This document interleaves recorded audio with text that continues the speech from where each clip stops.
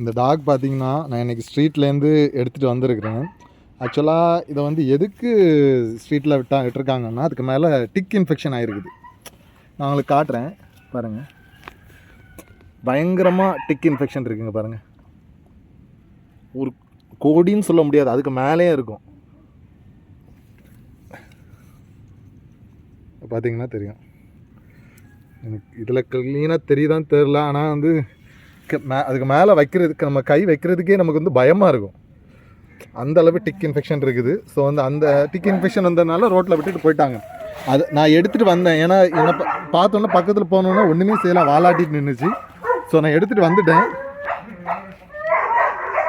ஆனால் இந்த மாதிரி ஏதாவது டிக் இன்ஃபெக்ஷன் வந்ததுன்னா அதுக்குள்ளே ட்ரீட்மெண்ட்டு கொடுங்க. நீங்கள் அதை ரோட்டில் போட்டிங்கன்னா கண்டிப்பாக அது இறந்து போயிடும். பாருங்க, பாவம் அது. நான் ரெட்டு போட்டுட்டேன், ட்ரிப்பு போடணும்னு நினைக்கிறேன். என்னை காப்பாற்ற முடியுமான்னு தெரில, ஏன்னா அந்தளவு இன்ஃபெக்ஷன் இருக்குது. முகத்தெல்லாம் பாருங்களேன். சப்போஸ் என்னால் காப்பாற்ற முடிஞ்சிச்சுன்னா நான் உங்களை அப்டேட் பண்ணுறேன். அதெல்லாம் எழும்பவே முடியலை.